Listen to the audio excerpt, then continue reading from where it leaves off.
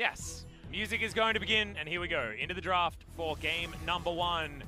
Afreeca Freecs taking on Jin Air Green Wings, and that will be the order here as Afreeca stick to their colors.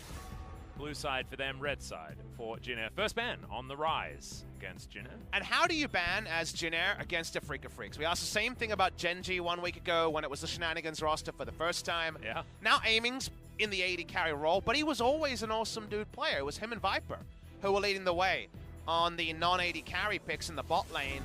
Do you go back to week 1 ban approach? Do you think more about the Morgana because Spirit's in the roster?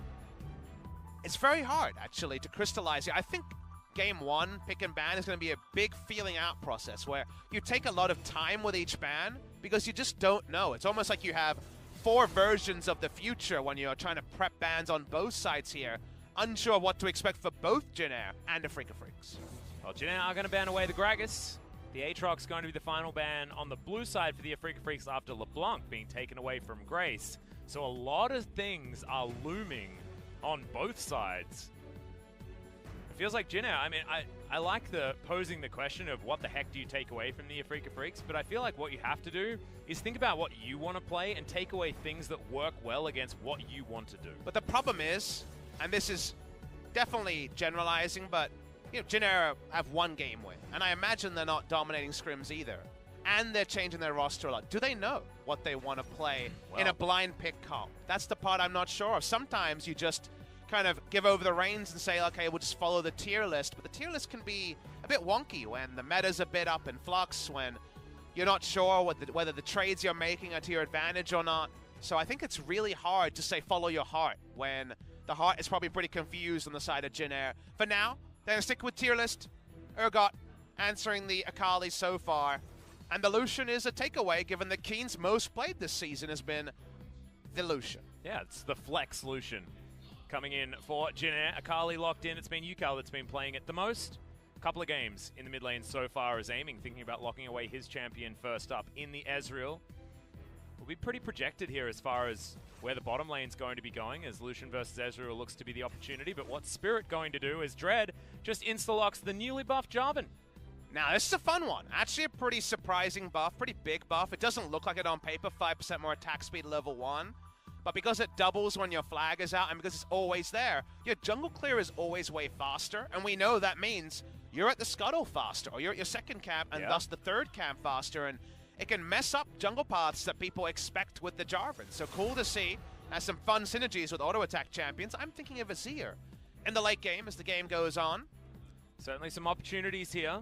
But the Lissandra locked in as Jin Air ban away the Zoe that Grace was so good at. Of course, Yukal has been a predominant Zoe player in his past. And if someone dares to play Rumble against you, Jarvan can be a top laner situationally as well. So, unsure what this means on the side of the Afreeca Freecs, but it is just priorities. It's a cold choice. It's not influenced by the enemy champions. It's just, let's take Jarvan, because we rate the Jarvan. If you guys are joining in late, Spirit is listed as support. We don't know what it means. As usual, they've said nothing. There is no solo queue games to inspect. Keen's played enough for his placements, but apart from that, nothing really going on the side of the Afreeca Freecs. Galio going to be banned away here as the Lee Sin is taken from Malrang. He can go to his Xin if he wants to. We could have the Demacian Prince off. I think you do. I think you blind Xin here because definitely doesn't lose to Jarvan and doesn't show anything about your draft. It's also been where Malrang has looked most impressive without any match victories. Yeah. I think with the Afreeca Freecs, what Kingzone showed is they chose ridiculously strong laning champions. I'm thinking of Comet Varus. Can't really lose to any lane. Sometimes goes even, you don't want it to, but it's super ultra safe. And you just say, whatever shenanigans you're doing, we picked win lane, win game. You guys, you failed. It was bot lane Azir, couldn't do anything. We're too far ahead in gold. And you go from there. And so far, Jin Air have done that. So I like what Jin Air have done.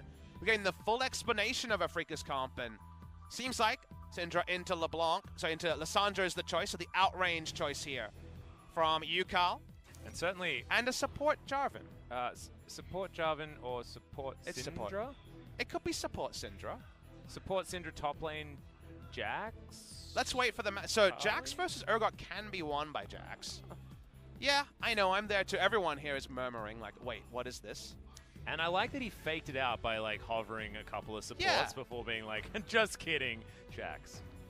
And Jin Air, look at this, and let's think of their choices here. They could have gone more for lane, actually. Braum is decent in lane, but I wouldn't say he dominates lane. He does with Illusion.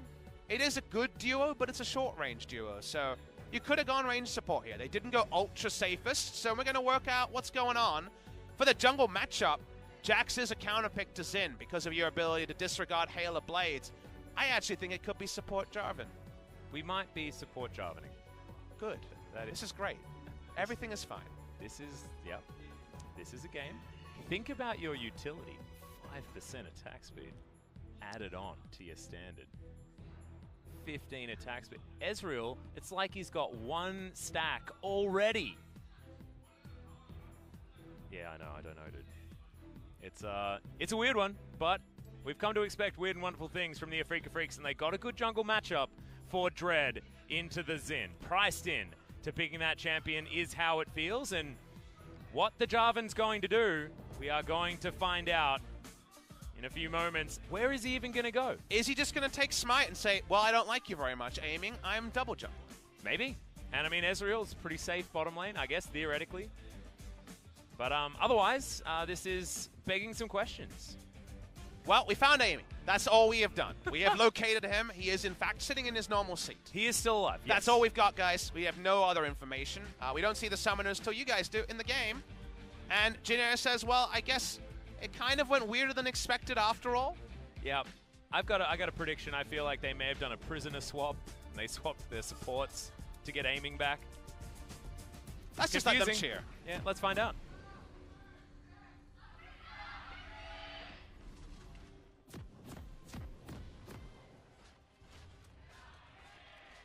All right, show us those summoners, Riot. Yeah, here we go. Hey, airy poke, baby. Oh, he's got the AP item. All right.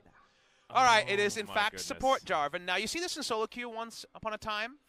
Double Bruiser Jarvan bot lanes have been a thing. Jarvan Pantheon has been one of my favorite lanes of all time. Do you remember what the most famous one was? The Jarvan Lee Sin? Jarvan Leona was the famous one.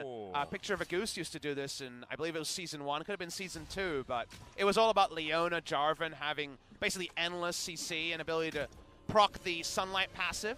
It is Jarvan bot lane, but not in the carry role. That was Jarvan the carry role, Jarvan the support. You see this in solo queue from time to time. You get the poke with the flag. The flag now, of course, means that Ezreal has some more attack speed, but I don't really think that's so relevant. Yeah. It is one of those things that can surprise you because Jarvan's burst is pretty decent. It's lane presence for a melee support. He can poke through minions with Q, and he can also do some pretty decent base damages, so this can actually be pretty good for wonky level 2, level 3 engage, and he provides a lot of gank assist for Jax. Level 2 Jax and level 2 Jarvan in the bot lane is actually pretty insane dueling in CC. And Spirit walks up and confirms the bad news for his jungler. Yep, but that means Dread does have full information of this, so not going to be walking over to an empty red pit or anything like that. Standard going down, and Spirit able to move back into this lane. Doesn't this really feel like he was auto-filled? Yes, absolutely. But it's way better that he's playing a champion he's played in competitive, but in his auto-fill role. Did you see how much gold he's already got? I mean, he's keeping that thing on cooldown. Landing every single one. I think that's got an AP ratio as well. It does. So just nailing it. It is the only thing in his kit with an AP ratio. Yeah, I wonder when the adaptive damage will turn into AD. It may just never happen. The LCK is the most competitive and serious league in the world. Just to remind you guys. I need to say it out loud sometimes to remember. Mm-hmm.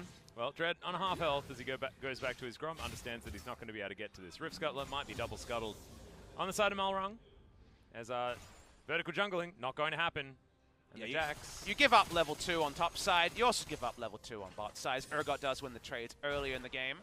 Kali can do some interesting things in this lane, and there was a lot of tweaks to champions over time. I wouldn't say they changed the Urgot-Akali matchup with 10 more mana on the Q for Urgot and no changes to Akali. Oh, double value.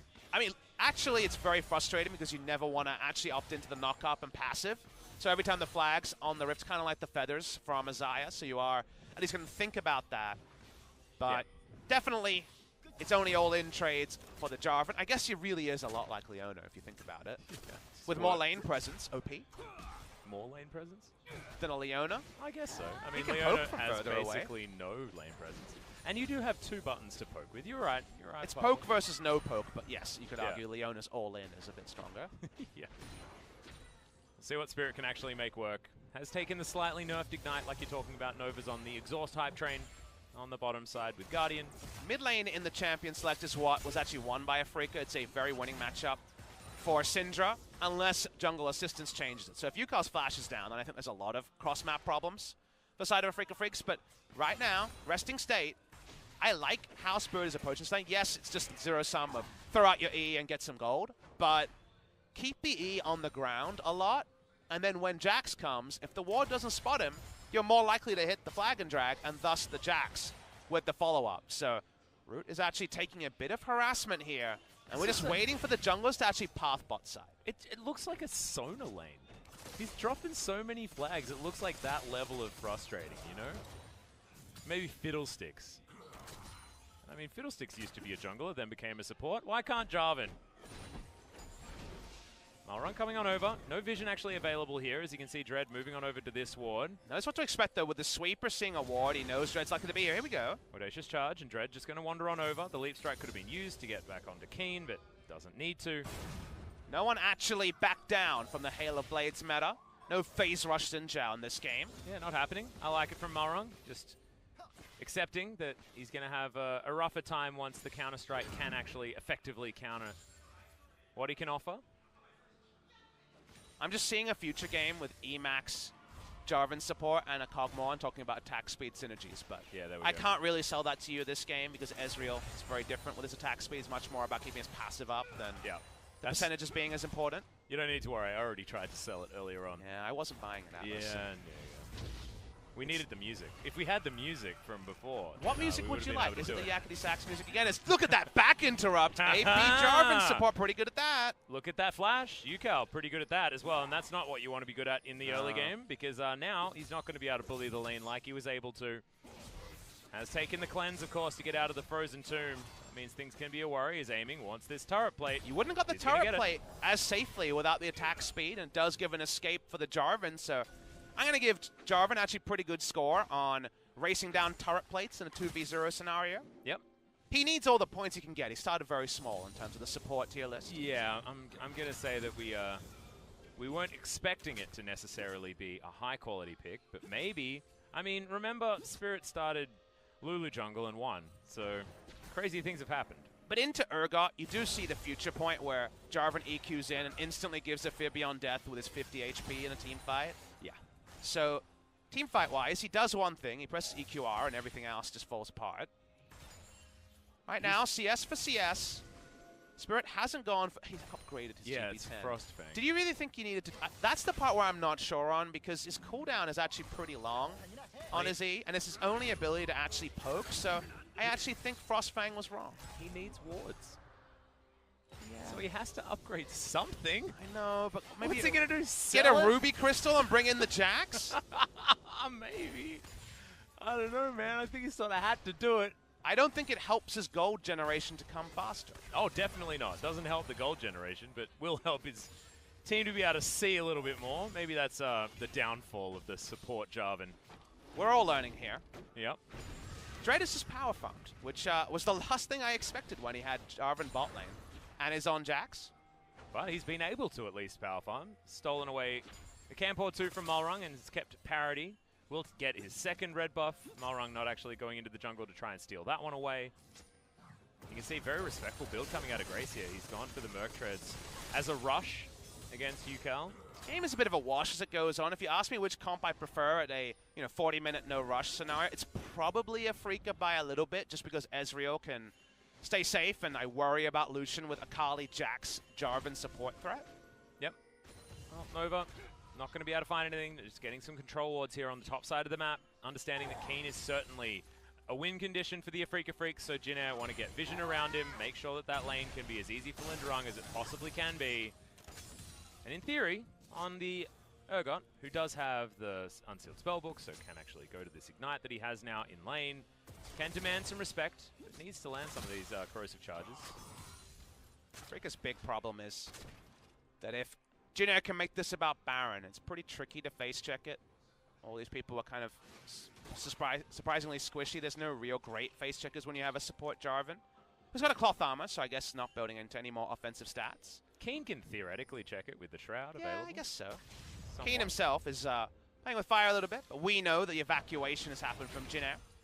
Afreeca pull back, and I gotta say, in spite of the pick being pretty crazy, the early game has been a very extended feeling out process between Afreeca and Jin Air. Yeah, I agree. And I feel like Jin Air are probably just as surprised as we are at the pick and are struggling to work out exactly what to make of it. As the blue buff not going to be taken just yet. Down to 1 health. There we go. Grace doesn't get the Q over. Gets the claw in there, though, and actually goes for this engage. Not entirely sure whether that was the best move. Basically out of mana there as well, as the QE is available for Spirit if he wants to go back. Not going to do so as Dread dives forward. Fantastic stealth ult comes in from Grace, but I don't think it's enough as Aiming gets the last auto. First blood goes down as it's, in fact, the Ignite tick that gets it. So Spirit grabs first blood and gets an assist on the second. Really peculiar decision to go in for Grace. His members weren't actually that close. If they were closer to collapse, you could understand it. Awkwardly, Linderong had already changed. He actually had Ignite. He might have TP'd already. Unsure if that's available. There was nothing to Ignite anyway, so he couldn't cycle it to make it to lane. So because of all of that, it's just 2 kills and a Drake kind of handed over to Afreeca Freecs. Yeah, really, really strange. So if you look at the minimap here, Xin Zhao's so far away, and bot lane rotates second. Again, unsure if TP was available, but it couldn't be used, that's for sure. I think Urgot's trying to fish to ignite the Akali so he can TP himself, but it's too little, too late. Ends up being egg on the face all over Jin Air. Exactly, and Keen picks up the kill, gets an assist there as well, and we're checking out Spirit. Of course, he's excited because he always is. Says Gaja, which means let's go. Yep. That's the rallying call there. Understandable coming through from Spirit. Went better than expected. What the? Okay, Spirit, this is no. The scientist has gone. No, this is when science has gone too far, Papa Smithy. Now, here's the reason why it's not the worst pickup. Okay. Because what did we say would happen in a team fight? He would dive in, start a fight, and die and give a Fear Beyond Death. Now, he dives in and Zhonya's the Fear Beyond Death. He's still useless, but he doesn't actually open up the enemy's ultimate. So actually, of the AP items, probably the best one. And he doesn't want to keep buying stopwatches for every skirmish. Well, you can't, right? You can't rebuy the stopwatch afterwards. You have perfect timing, you can buy another stopwatch, but there's no unlimited stopwatch, so he just needs to buy Zhonya's, and he does so, I guess. Seeker's Arm Guard comes in, gets some extra scaling armor. Guys, I'm really trying very hard to provide something resembling level-headed analysis of support Zhonya's. Jarvan. Well, Aiming gets out of the way, and Spirit, look at that. That's his full combo. He dropped a flag. Well, if he Qs in, he might die, Atlas. No, but that's it's AP. Q doesn't do damage. It shreds. It's a bit of armor shred, but Aiming was already running away, so it doesn't matter. Spirit's not about the I'm not sure there was a way better item to go for than Zhonya's. Like, you could build health, I guess, but you would still kind of die because it's too slow. Yeah, it's like tankiness stats, right? At least the stasis will be used every fight to not allow for a free AoE ultimate from the Urgot. Maybe finishing the aspect of the Watcher would have been better than an Urgot. I don't know. Maybe. I don't think that's ever the right choice. I can't name one champion rushing aspect of the Watcher is right on. Okay. It's kind of a sucky upgrade for 900 gold. True. I think Rusty, former LPL caster, current OPL casters, really wanted to see some like AP Lucian mid lane or AP Lucian support. Yeah, why not, right? It may as well get ardently blazed. If this is okay, may as well just ardently blaze your way to a victory. If you can Demacianly standard your way to it. Nothing standard about it, though. Guess that's the beautiful irony about Spirit's new pick. And it might still work. They could still win this game. Yeah. Now, the jury is out on if it's in spite of or because of the AP Jarvan. We'll learn. I'll let you decide. You're the judge on that one, Atlas. Okay, no worries. Speaking of judge, they're 1,000 gold. They're 1,000 gold and 2 kills in the lead, and a dragon. I mean, everything's pointing towards that was an Afreeca win here. Because of Grace, if we're being honest. He went in and kind of handed over 2 kills and a Drake. Here's Spirit coming back for the AP Jarvan lane presence. Yep, let's do it.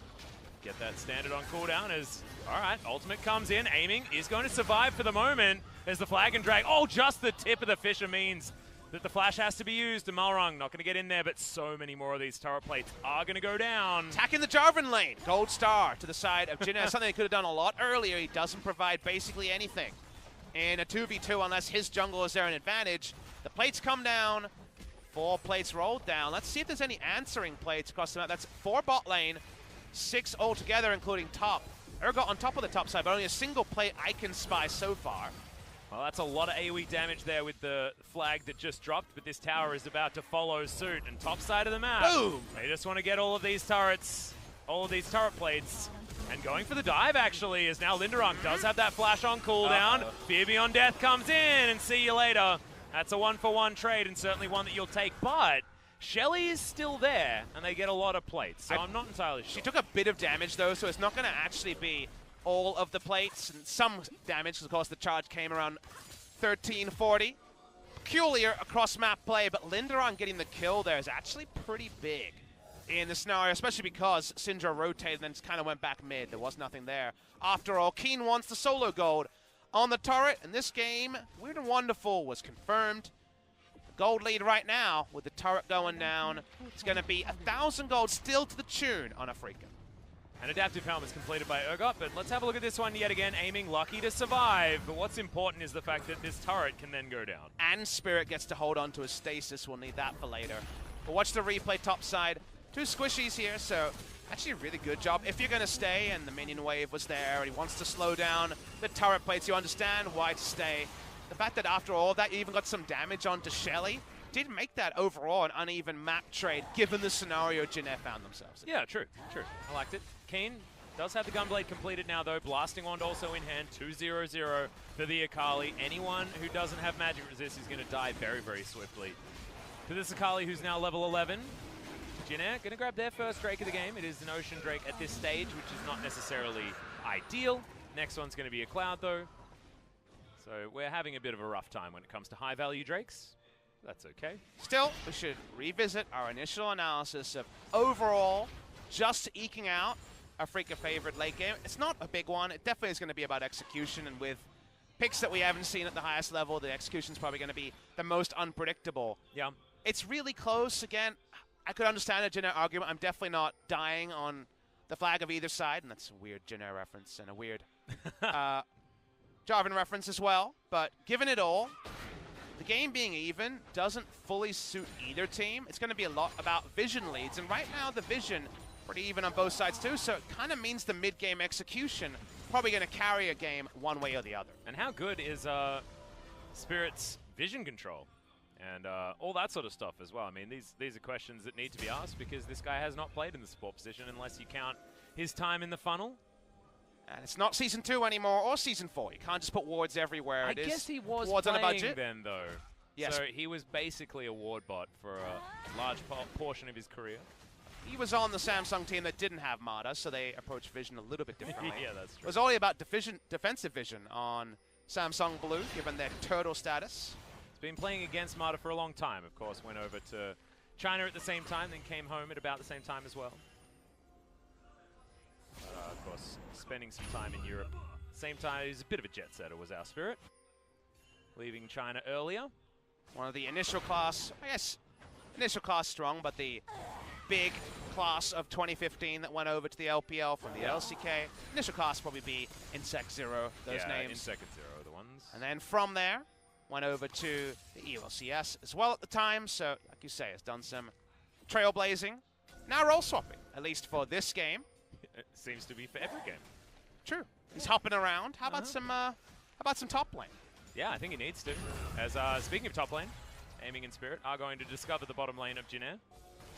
And in order to go completely even in this lane, as an Ezreal versus Braum Lucian lane, I'm feeling pretty good about this Jarvan support.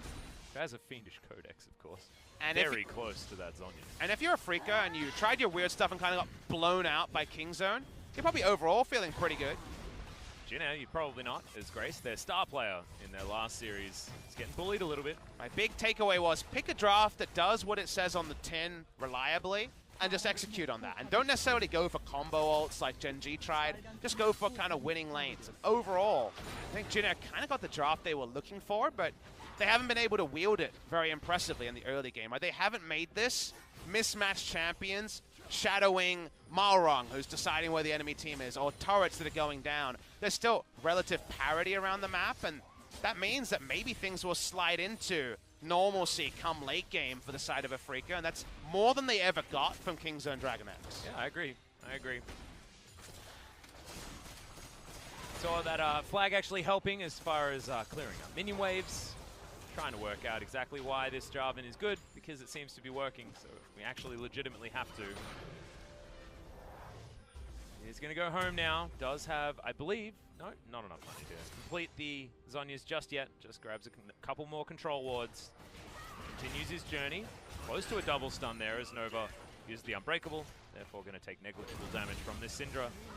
He's feeling a little bit anemic. Would have liked a couple of those kills, but has been farming very, very nicely. So 600 gold is going to be the bounty. 500 only for Keen, which is very strange. Really slow overall. Early game means that 2-item Ezreal comes mid lane, and usually a good news report. Yeah. For the Ezreal. Jhin only really have hard engage when it comes to dealing with Ezreal poke. So because of that, we watch mid lane with great interest. Jhin hanging around this area as well as Keen's making the rotation up, but Grace trying to get on over. Claw of Doom, not going to be so dooming at this point. So the Akali trying to slink her way towards some sort of flank, get some decent vision here to allow for these rotations, but control wards are being put down across the map here for Jhin, looking for their opportunity to start a fight here in the mid lane. And the flanking potential of a Lissandra we know is so strong. Grace now moving in. Everyone feeling a bit frisky in the mid lane. We see an all-in attempt. Here it is. Yeah, there it is. Immediately destroyed as the Jarvan. You knew that that was what's going to happen. And another goes down as the Fear Beyond Death felt pretty free, but on a target that we weren't necessarily expecting. And Jhin just easily get 2 picks. And they just can gap close so easy. It's not a true ARAM when you don't have your flanks warded. They walk into melee range, look over the wall, instant engage into 2 kills. Stasis can't be popped, so Zhonya's come soon, but first death is confirmed. Back away from there, the Cloud Drake goes the way of Jhin. All moments like that, they should be continuing with their strong engage to make the plays happen. Yeah, just need to have better vision control here for the Afreeca Freecs. Spirit had no opportunity to use anything. And that white bar that we talk about of the CC never let up on both of those champions. Coach Han finally goes closer to the correct posture. He's still back in the medium. He knows the game is still there to be won. I like the way that Jhin played it. They could see the enemy champions cutting downwards towards the choke they were in. They didn't have any vision, but they knew Control Ward would give a left click to somebody. They get it there with the R button onto Spirit. Dies instantly. Well engineered by Jhin Greenwings. Yeah, I thought so. Well, Spirit's still unable to get his Zhonya's. Don't know whether that is what the completion is going to be. But now just trying to get some vision down, and they do make up for it. But getting bottom side vision after the dragon was just taken means that in 4 minutes time, if the control wards haven't been cleared, then yes, they will have some vision control, but may not necessarily be the priority. Still, they've got a line of control wards leading up the river topside. So hard to ward both your flanks for this ARAM style poke play from Afreeca, so it feels like this is almost impossible to set up how you want. I think Jhin agree. They get down control to the flanks, and now Afreeca kind of at the whim of the next Jhin engage. Well, now at least Spirit knows that he's not going to get seen, so can't get targeted by the... Okay, Linderog, yeah, in a whole host of trouble, down to almost about half health. The Spirit dives forward, finally uses the stopwatch now as root. Might be the focus, jumped on there by Dread in the backline as the ultimate takes down Nova as an afterthought, and Spirit's still flagging a Dragon. Grace coming on forward. Dread uses his stopwatch, but now it feels like we've evened out the fight as Yukao flashes on out after the cleanse, and he's going to survive, and Grace may have bitten off more than he can chew, but it was a damn good effort to go for it. If he had Root and also Malrong backing him up, he did so much damage in an AoE. He even had his ultimate after the first burst, but couldn't quite get multiple frozen throws going through. And that might have been a communication issue on the end from Jhin. Afreeca, it looked like things were going to fall apart, but finally they say no. Let's just use our buttons offensively rather than waiting for Jhin to make their pick. They get Linderong super low. He can't actually pull off the Urgot ult because the stasis is available. First kill comes down, but watch how close on the end that Grace is to just winning this game straight up. Keen gets into the back line. You think it's all over, but Grace flies over. And this is almost frozen thrall after frozen thrall into teamfight victory. But Root moves down. Marung's actually on the wrong side of the wall around Raptors. So his whole re-engage seems like communication is off between Grace and the rest of his team, and the end result is just another kill dripped to Afreeca Freecs. Yeah, so Afreeca winning on kills, but so far, I mean, the gold is 2,000, and if you've got an easier to execute composition, you're not going to be worried about 2,000 gold at all. You understand what Jin are trying to do, and they've already demonstrated that one to us. Just need to make sure that Linderung doesn't put his face into the enemy, because things are getting more and more difficult. Keen now has a Seeker's Arm Guard moving towards his first 3 items, and Gunblade extraordinarily expensive, and Void Staff a similar thing, so Akali is very accelerated. And Atlas, will these 4 kills allow the side lane and top lane Akali Urgot matchup from going the way against Keen? It did at Worlds, because at Worlds he hit 6 items as the Urgot hit 6 items, and he never had kill pressure in a side lane on the matchup. Now we're seeing him with a gold advantage. 40 CS and a couple of kills will definitely do that. Is there going to be break-even points where actually this Urgot is killable? Pre-adaptive Helm, the answer might be yes. All right, now we've got the Zhonya's completed for the support Jarvan. As Blade of the Ruined King's done for aiming, he may not actually be going double tier on this Ezreal this time around. Can delay surprising. Can delay it and just get the Lost Chapter next and yeah, go for power. When there's the 8 stack per ability, you charge it up pretty damn fast.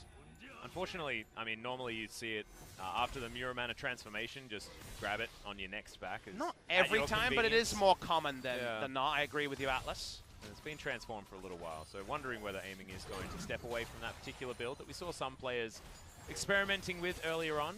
There is a lot of self-peel needed when Urgot, Xin, Lissandra, Braum rush in, so I don't mind it.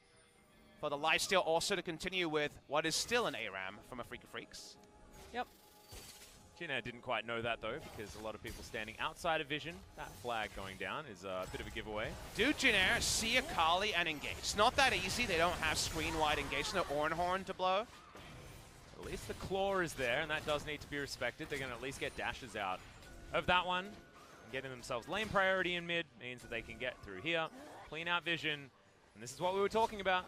Cloud Drake is now live, and Jin have been doing the right thing as far as getting vision at the right times in order to lock down these dragons that they do have a bit of a monopoly on at the moment. Back away from the Cloud Drake post-haste. Back to the ARAM. Yep. Yukal diving on in, trying to get the poke that we can get onto this Jin squad. Akali in the side lane again. No adaptive helm, no more magic resist, so not sure what lane assignment you best want as Jin. Ideally outnumber, of course, is what you'd prefer. Yep. Keen could be a side lane win condition. No experience lead, both level 15. But he's got on the top lot of extra farm. Yeah. It's looking a little bit rough here for Linderung. Freaking go mid, you have to respond to the Ezreal. Akali goes bot lane first, and she just gets that extra 8 CS every time the Urgot waddles between mid and bot lane. Yep. Well, speaking of which, he is back here underneath this turret. Afreeca Freecs unable to get any reasonable damage there, but buying space for this Kali to continue pushing forward and also gain themselves some vision around this Cloud Drake. They lead with their face. It's definitely a squishy center to Afreeca. Jin taking their time. Circle of Frost is down. Winter's Bite is not going to find the target now as they're looking to try and reset this dragon, but it's picked up by Jin. And as it is, Afreeca Freecs move on over. They do not want to give this away for free. Want to even things out. They don't want to fight front to back either because there's such a squishy front line. Also, they have poke options, so getting the Ezreal a little bit further forward, allowing them to take a little bit more damage, and the 50-50 is going to be won by Afreeca Freecs. Cloud Drake going their way. Dread with the good smite button up against Malrung. So tentative, though, from Jin. Again, it's not the easiest linear engage, but they don't pull the trigger, and then it just ends up being a 50-50 that goes the way of Afreeca that extends there.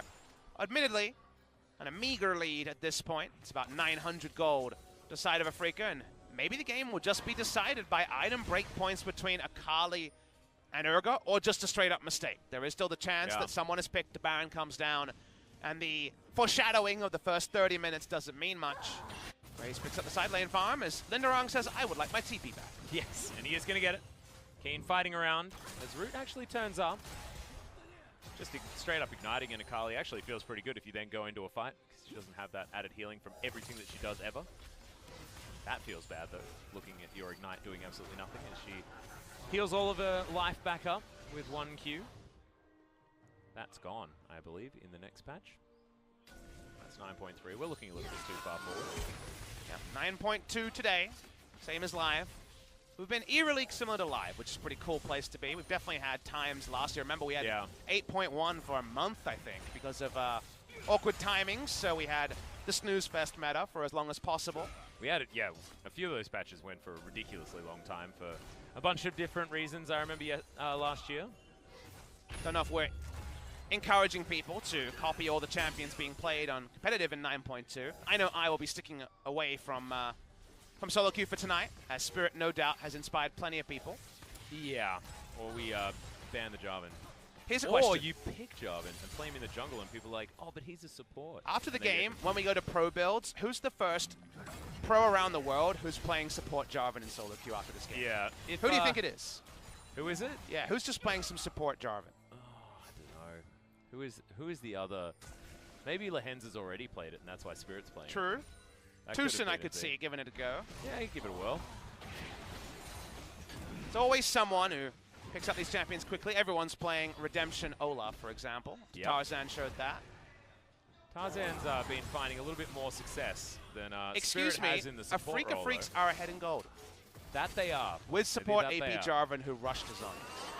That being said, I mean, I feel like you need to judge based on your history and, you know, whether your decisions have been really good ones. And I guess, I mean, if you're talking about innovation, Spirit's always been pretty good at that.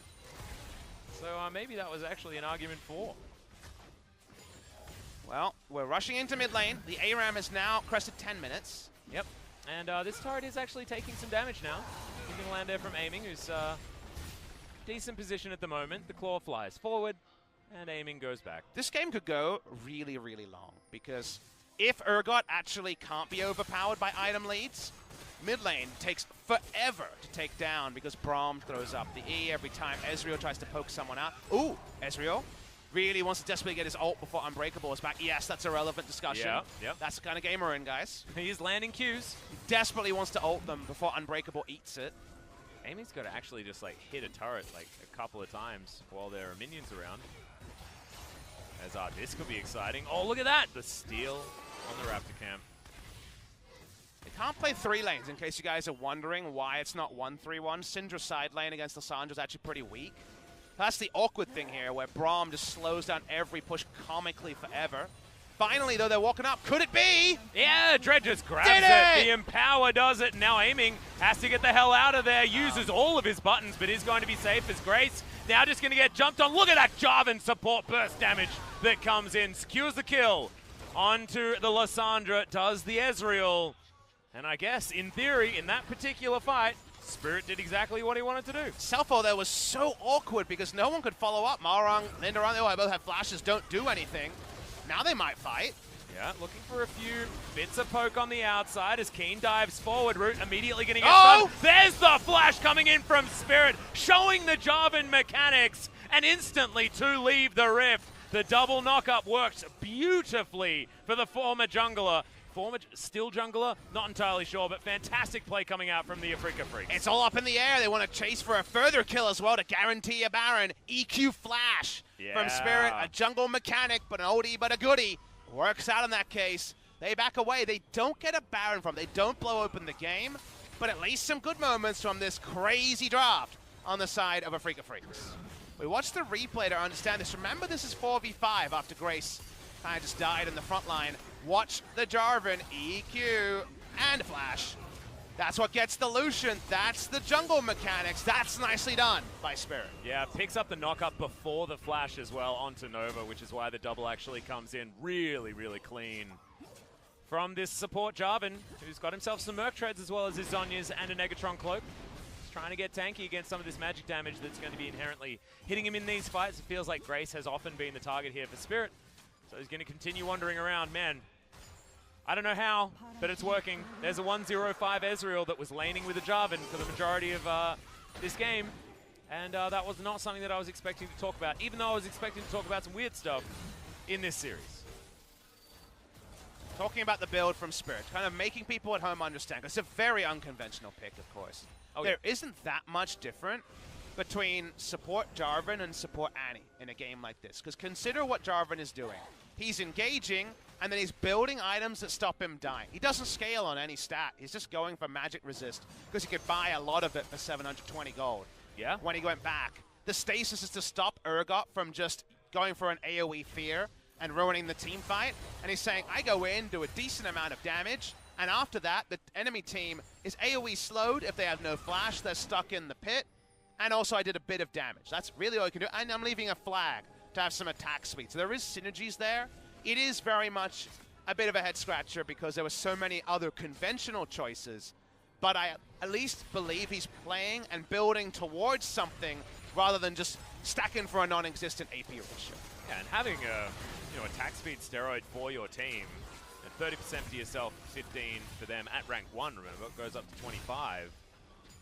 I mean, that is a big deal when you've got a Jax and an Ezreal on your team. Even Keen's okay with having a bit of extra attack speed. This could be a weird fight. To see whether anyone is going to get discovered in that brush, and they're not going to. TP ward, there's one behind the Baron, but it's not being started.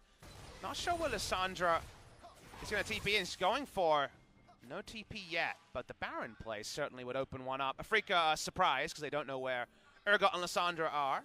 Yeah, speaking of Urgot Lissandra, they are going to make their way towards the top and the bottom. 1-3-1 going to be enacted here by Jin Air by the looks of things, and you saw Spirit actually get rid of a really nice flank ward that Jin Air did have down. That is actually very, very important, given the fact that if the Baron had been started in response to this split that had come in from Jin Air, could have been a really great place to attack them from. Not going to be the case, however. I think this game, honestly, at this point is just when do Afreeca Freecs start the Baron, and is it the right time? Because they can't push down turrets. They can't. The Braum and the rest of the champions on Jin Air delay for too long. They can't 1-3-1 because Syndra can't hit a side lane. Kali doesn't seem to have kill threat. So it's really about Baron now. Speaking of Baron, Spirit gonna have to get the hell out of there. Not able to use the Zhonya's in time. Culling used just for fun. But the Jarvan unable to find anything, and he's just so squishy. He can build as many Negatron quotes as he wants, but I just feel like he's going to pop so quickly. Gotta say, the extended death animation everyone knows from Jarvan, hilarious when it's a support Jarvan. Yep. And it's not actually the most consequential thing. They're just standing on his grave now. It's a bit rude. Desecration! Yeah, exactly. I mean, maybe that's not his grave just yet. They just need to finish the battle before they deal with his body. Spirit, 10 seconds until he is going to be awake again. Or not going to be taken. Remember, Grace did not use ult to make that pick happen, but Afreeca are all so slippery that it goes back to the ARAM rules we talked about, and nothing will happen. Yeah, and look, Spirit, he's back here again. Now he's got himself a cloth armor, so that's not happening ever again. A game where things to shout about are pretty creative. I think the biggest Poggers moment of this game was mid lane outer turret going down. Yeah. It was a struggle, you know? We lived through the war, watched it, in fact. Indeed. Indeed. And Adaptive Helm is there, and Lindaron can't be killed. Yes. Now, he built that item number 1, and it was from that point on that magic damage didn't bother him too much. That being said, Stone Plate's there as well now. Yes, so he's got even more of that magic resist. Righteous Glory not yet completed, which is often the second item. But Lindaron wanted to build for lane, and I completely understand that. 4 items are done for Keen, as he's got an 80 CS lead. 60 CS, sorry. And we got a GA as well as our Trinity Force. As far as late game power is concerned... Let's talk about this. You can't 1-3-1 with Syndra. You can 1-3-1 with 6 item Jax. Yeah. The more items Jax gets, if they get Baron off the Rift, and Smite doesn't matter, Jax can actually be a side lane split pusher. We saw that in some of our 70-minute games on 8.1 last year, where the Jax just the world's slowest 4-item Jax build still eventually finished, and then you were Jax. Yeah. So that actually could be an option here. Level 16 on Dread. Can Dread, who's done literally nothing this game, actually be the reason that Afreeca Freecs win? And maybe that's why he's been doing nothing, because he's been farming a heck of a lot, actually. And he benefits from attack speed so incredibly much, as maybe he benefits from diving into the middle of everyone on Jin Air as well. Loses his GA for the moment, but now the fight is breaking out in earnest. Can they actually find anything from this? As Spirit's combo, not exactly the best, but aiming is able to grab the first kill in the fight, and Dread somehow survived. Unbreakables there, good stun comes down as the Braum soaking a lot, but also has to make his way out. Now Linderung fighting five low members of the Afreeca Freecs is unable to get anything. Keen dives over the top, has a full bar of energy. Not actually throwing through the backflip just yet. Too many things in the way as now Linderung gets over. Spirit tries to find the knock-up and aiming is able to secure the kill in the end. Both solo lanes, the only resulting kills for the Afreeca Freecs, but is it enough to get them a Baron? That was an epic monster fight where finally the crab got down. The signature's there. That's the signature of ambition. Hope you're enjoying your retirement, mate. Not sure if this game will dissuade you from it. We're going to go back to the replay here, and what does Dread do but buy so much time? He goes in pretty relentlessly. You know, he goes in, no one else can back him up. But then, eventually, they have to deal with the Jax. He gets out. They have the other zone control we talked about, the support Jarvan can create. And Jin Air never actually kills someone. They get people low, but no one dies. And eventually, 5 is better than 4. And the power of friendship finally takes down the Urgot. But it takes a while. Yep, and Yukel pressed R on route, and he couldn't actually participate in that fight. After the beginning, as Elder Drake is going to get taken. All right, all too easy. The Afreeca Freecs lock that one down. That's what they're going to get in trade. Decide not to go for the Baron that had all the vision that Jin Air had invested on it. And now Afreeca don't need to worry about macro. We got Elder. Let's run at Baron, and what you going to do? We're going to win the fight, or we're going to take the Baron. That is the thing that will force Jin Air. This should be the big pivotal moment. Now with the flank wards, one of them likely to be spotted. There are some options here for Lissandra, who's in base. Oh man, aiming, getting those procs of the burn damage. The top side of the map was where Keen was going. No, there's a mid lane ward. They already have one hit onto it. We know there's no deep ward on the enemy blue buff. Afreeca, we're just waiting for them to start the Baron. That's the percentage play when you have the Elder. Otherwise, you're going to go back to the ARAM situation that's not doing much for you. Amy's got 6 items as well, still stacking up towards the Seraph's Embrace that he decided to go for late. Means that this Ezreal is certainly something that needs to be paid a lot of respect. Keen dives forward, but you can see Grace actually holding back on going in on the E. No Claw of Doom this time, as the Afreeca Freecs still haven't started the Baron. Let's see what they're waiting for. They don't have bot lane control. Frustrating that's moving up, but they have to do it eventually. They finally pull the trigger. Oh my god. I know, they've got Mountain and Elder. It dies instantly. It's double Mountain Drake because the Elder Drake is stacking that one up. And yes, that's a free Baron going over to the Afreeca Freecs. And now the dive-in happens. Okay, looking to try and get it. Fear Beyond Death gets a couple of people snared up. And now Jin Air are looking to win this battle because Linderung is so damn massive. Ultimate has to be used from Yukel as somehow the Braum falls down, and aiming is the one to take control. True Shot Barrage not going to be worrying about any of these Unbreakables this time, as it does land onto Grace, but not going to hit anybody else onto Jin Air, and Afreeca Freecs hold on to their Barons and their Elder Drake. They were baited there, Atlas, because Ezreal, Syndra, and Jax keep the buffs. They keep pushing forward. They're still so damn strong. Jackson and All-In, and Ezreal and Syndra with the burn on their poke. Back away. Elder Dragon will actually time out in 19 seconds. The timer there, just didn't like the previous game where people were not aware of double Mountain speed, and that really undid Dumb One Gaming in the final game. 1,000 gold bounty and a bit of a fear from the Urgot still doesn't matter, because eventually the Urgot is kited back, and then aiming says, I'm Ezreal with Baron and Elder Drake. Turns around, and people die real fast. Yeah, exactly. Yukel had thankfully auto-attacked in that last fight, so Nova died from that as the burn damage does come in. Fighting a team with Elder Drake is something you only do when you know you're going to be able to take that fight, but Keen made sure that they had no real option other than to do so because they were checking the Baron pit. Didn't mind the idea, and that is going to mean that first inhibitor is going to go down, first Baron and first Elder, all over to the Afreeca Freecs with their very unorthodox composition that is right now working out. 2-0 and 10 for Yukel, 4-0 and 6 for this Ezreal that's got all of the items in the universe. See, at level 18, we return to our original analysis of liking Afreeca in the late game. Again, that we were a bit haphazard around. The reason why is at level 18, consider the overshield and QSS means that Ezreal will probably never be picked and killed. Jax actually can do a lot when he hits 6 items. We never thought that would happen, but he's going to get closer and closer. And that's the struggle, is that with level 18s turned on the side of Afreeca, with how long the game is dragged out, Jin Air can't dive the backline. They can kill the front line, but everyone disengages amusingly, watches their ally die, and then re-engages with 6-item builds and can probably win an outnumbered territory. We zoom out, the ultra zoom that makes everything a bit quieter on the Rift. That's what happens with the spectator overlay.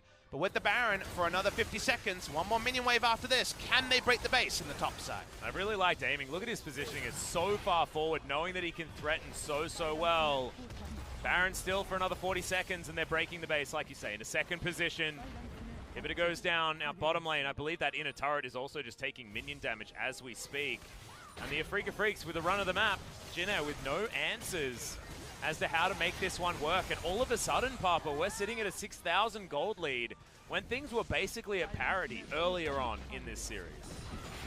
They are at risk here of losing to the AP support Jarvan. Of course, it was Zonia's for the most stasis into Stoneplate for just milling around and getting a couple of flags off in a team fight, but Jin Air just never really punished. They never went to the Jarvan lane early, so couldn't just take the turret and make Jarvan try to counter roam against people, where if you EQ at the wrong time, you just hand over another kill. The ARAM that went forever in the mid game has finally led to Jax with multiple items, the Ezreal with 1,000 gold bounty. One of them cashed in on the Urgot, but Urgot basically full build after that. And now can Jin Air win a fight? What does a one-team fight for Jin Air look like? They went 2 for 0 at the start and still ended up losing. Yeah, and at this point, I mean, is it even a team fight that Afreeca are looking for? Because if Jin Air actually group up and look for a fight like that, their base could just be torn apart by a split-pushing Keen on this Akali, who's got 6 items as well, Papa, may I remind you. 5, 1, and 5 on this Akali, and he is an absolute force to be reckoned with Void Staff and the Rabbidan's Death Cap. Only adjustment here in build I'd like to see from aiming is to sell the Blade of the Ruin King, get Gunblade. Gunblade synergizes better with the Sorcerer's Shoes build that people go for, and the Blade of the Ruin King was finished before second tier in order to have some power. It was a great 3-item bridge for the Ezreal. Doesn't have to worry about bridges. He's got free access to all of them now with all the gold he has. Precisely. Now Jin Air, they have set their waves up quite nicely on the top side of the map, so they're not going to have to worry. And they've decided that this is their opportunity to move into the mid lane, but Grace is tagged. So hard, this is a real problem. It's terrible. Elder's back on the map. Diving on forward. And as Grace takes poke, it's actually very important for the Afreeca Freecs because they know they have better opportunities of winning a fight if that claw does come out. Now that that's off cooldown, you can see much more readily moving forward. So outranged by Ezreal. His Spirit. Yeah, knock-up comes down. Marung trying to turn it onto Spirit. They're buying time on the outside. Keen goes into his stasis and is able to escape. Yukal still very healthy as now they're in the Thunderdome. The Cataclysm comes in and now the fire is broken out. Root diving forward. Had the Essence Reaver, but is going to get taken out by Yukal, who was healthy on the backline. Teleport to get Keen back into this fight. Dive forward. Counter-strike gets the stun onto Nova, but he gets out in the end. There's the flash forward from Spirit. Wants to just give himself away to continue the battle. Not sure whether that was the greatest idea as Dread. Now on the back end, Keen trying to get the work done. Q comes down. Nova very close to going as well as Keen gets his health back. And somehow, again, the Afreeca Freecs have done it. That he just landed. The backflip's going to come back in. Nope, not going to happen. As Grace comes back up, but man, oh, that fight was so incredibly close. I think Jin Air managed to win. It was so extended, Atlas, that the fact that the game doesn't end, that they get the res on their mid lane inhibitor, actually does mean a lot in this game. Crazy stuff here. So many of the picks are different that we had to see it to believe it. We watched the replay. Marong actually just zones out aiming from damage. Remember, he's hitting a target he does no damage to. And then Root decides, I'm going to kill the, we thought, unkillable Ezreal. Gets into the backline and does it on this Lucian. That's such a big play there, as his involvement in a fight seemed to be nil compared to what seemed like the world's safest Ezreal. But we still go on forever because Keen teleports back in. Linderung needs a lot of time to come out. Even just the W there to stop Keen getting the kill on Grace was important, as it buys time for what ends up being another epic fight between the Urgot and the members of Afreeca. And look at how close Keen goes to going down. Shroud then comes back up, and look at all the health from the Qs. And Malrung gets his ult again. Oh, that's the crazy part. He gets to ult again. Yeah. Keen played this fight really well, but The ult coming back again meant no way that Braum was going to get out, and the game extends. We might hit 50 minutes before long. Well, I mean, it's 2 minutes away, so I agree with you, Papa. I think that we are going to get there. 30 seconds until the inhibitor comes back off. That's a lot of damage. Yeah. Essence Reaver now online as they pick off the Syndra. Dread now, Counter-Strike is on cooldown, and they've decided that they are just getting the heck out of here on the side of the Afreeca Freecs. Spirit, Sacrificial Lamb just turned into a Frozen Thrall, and now the Elder Drake is Jinez if they want it. The Baron is also going over to them. Oh, they got the Akali. It was the Syndra. She's down, though. It's still a threat. There's Ezreal, Jax, and Akali, a very powerful brawling trio, but the Elder is started. Can Dread steal this one away? TP just to stop the minions ending the game. Well, both of the inhibitors have spawned, so they're not going to be taking down that Nexus turret. Yeah, you're exactly right, 4v3. But now with an Elder Drake feels like an even worse situation for the Afreeca Freecs, and they do disengage. Moving on over to the Baron is Dread, but Afreeca Freecs, I just don't know what they're going to be able to do here. Keen in the mid lane. Yukao close to coming back up. Spirit a bit further. Jinez can make this around Baron because Afreeca will take time. Keen's going to push through mid lane. He wants to take the mid lane inhibitor and respond, but the Baron will die pretty fast. It will. Dread's doing his very best to try and keep himself in a position where he can threaten to steal this Baron away. Not going to happen. Oh! What the hell? He stole the Baron with his ultimate and gets himself a blue buff in the meantime. What the heck was that? That's exactly what they needed. Now the back time is going to be interrupted. Oh, and he's going to be able to take down Nova because they timed the back so nicely with Dread jumping in with a counter-strike. Aiming just comes back on the Afreeca Freecs after a week off and saves this game. How else could game one of Afreeca versus Jenner end but ostensibly a Baron steal being the reason? That's the full power Baron post 40. We watch what is going to be a replay of a long time ago. This is all about Root opening up, and hell, does you do some damage.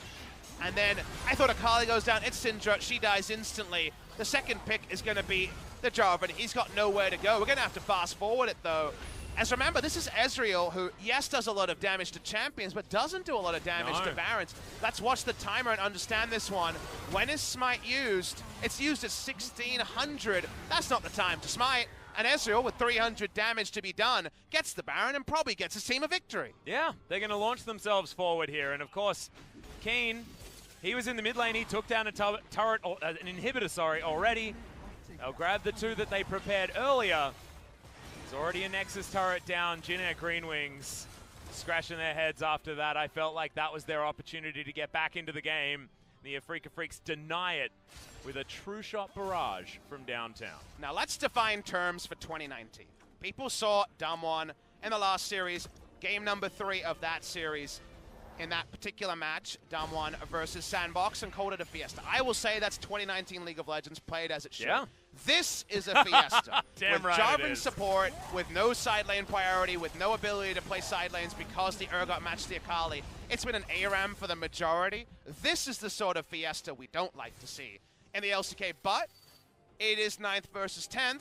Both these teams pretty low on confidence. Spirit playing support means we get a game that at 51 minutes, it still could be a Jinner victory. It still could be a Glad plane today. It could. And Aiming has a Rabbidan's death cap. You know how he said he should sell that Blade of the Ruined King and get a Gunblade? He said no. He wants a death cap. Think about how much damage is being repelled by the door. If Braum gets the E on the Ezreal ultimate, he wants to break the unbreakable. That's what he wants to do. That's his aim. It's in the name. I know breakable's in there, but the un overrides it. Oh. Life's hard. There's no Ornn ultimates for me to, Ornn items for me to shout about, but I think this game won't go 94, and yet I'm still not sure.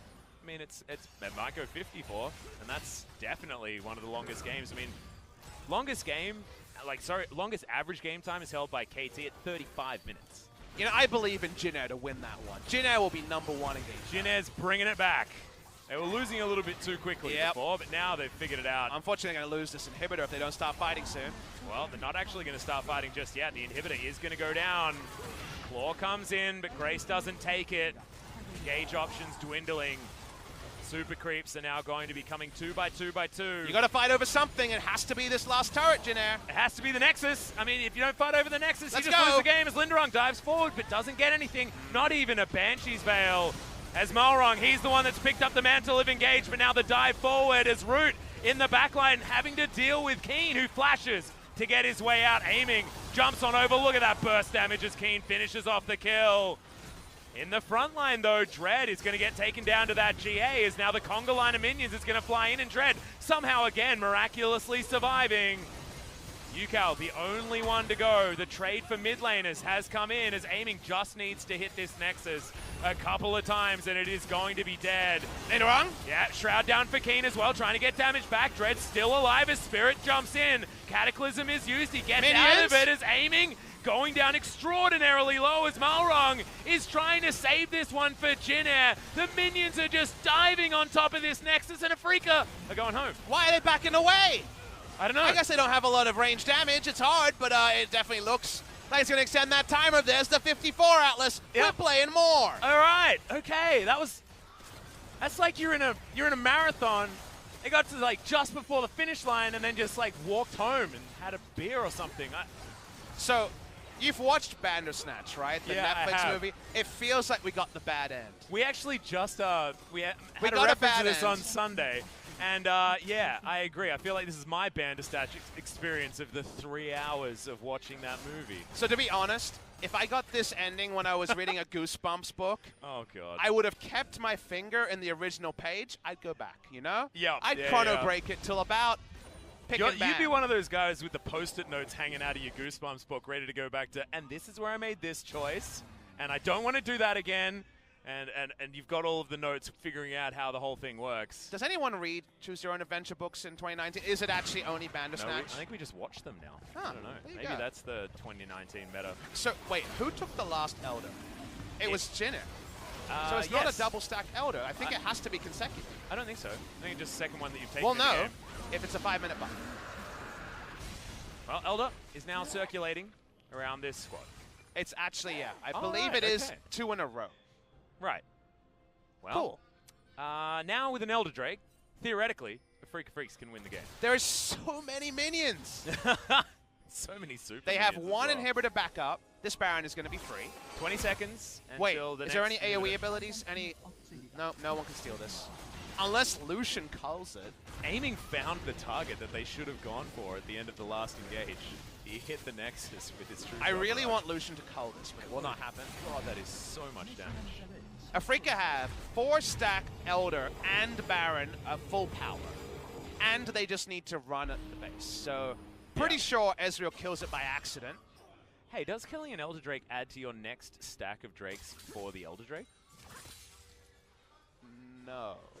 Does Ezreal W work on the Nexus? I want to say no. I think it does. If it does, inhibitors, doesn't it? Pretty sure it does. That would be actually very relevant because he's not going to get too many auto attacks. Yeah. As the Ezreal. The what ifs you ask in the support Jarvan game. Well, 56 minutes. Let's hit an hour, guys. Come on. That's another stat required. Honestly, and I mean the minion waves have been dealt with. They've still got a couple of inhibitors to take down. All right, to the Afreeca Freecs. I'm thinking about it more. It definitely works on inhibitors, so it definitely should work on the Nexus. Yeah. You really? How much damage do you reckon it does? Probably a lot. Yeah, I'd say so. He's got a really cool hat.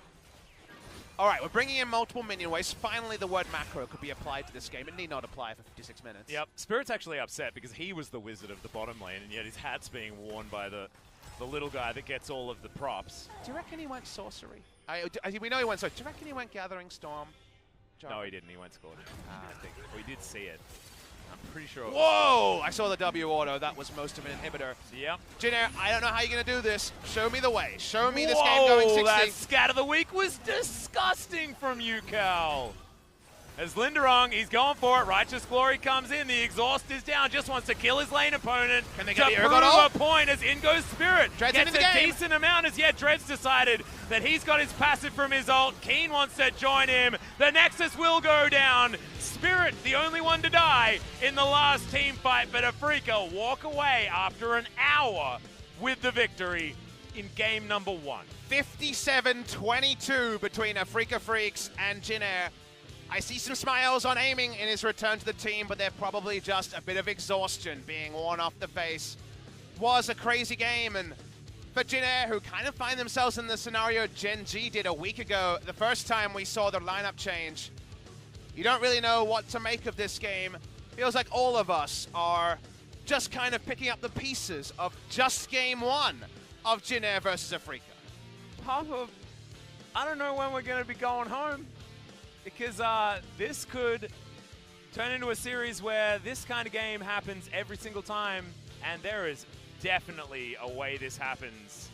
In game number 2, again, look at Grace. He looks devastated after that game. Well, when you get standarded to death by a better team in 22 minutes, you're like, oh, that team's better than me. Yep. When this happens, you just... everyone feels a bit unclean, you know? No one feels good. The losing team is like, this happened to us, really? You know what I mean? Like, yeah. Definitely just a bit of a sinking feeling for Jin Air that was probably going to be there anyway, but yet somehow still feels severe after a game like that, and we just don't know what to make of the next game. I implore Afreeca Freecs to find a draft that can play the 3 lanes a bit cleaner, because the 31-minute mid lane and out of turret going down was definitely the one that took the most wind out of my sails. Yeah, and I do want to shout out the fact that Keen has actually put a victory onto the Akali on the top side of the map, and for one of our bottom teams to do that is actually very impressive. Her win rate is not great. From the top side, it's been the Chovies that have been picking up the victories. Pon as well has been an example of a winner in the mid lane, but not so much on the top side. So Keen made it work this time, and he did it with the 6 items versus 6 items that the Urgot proved pretty difficult to do against at Worlds. Oh! 64,000 damage is a lot of damage, Papa Smithy. Can I draw your attention to the fact that there were actually some dips in the gold damn here? Right, there were dips. I actually don't have the scale here, as you're using dip in a different way than I anticipated. This was a match. A game. I don't want to call it a roller coaster. If I rode it, I'd say it was a long roller coaster. That looks like a mountainous skyline, the gold graph. Like, that's not what that's supposed to look like. It's supposed to be, you know, in the good games. Well, guess what? There's another game. Well, let's see whether Afreeca Freecs can clean it up, or whether they're just going to give that again, because honestly, it was fun. Bring it on.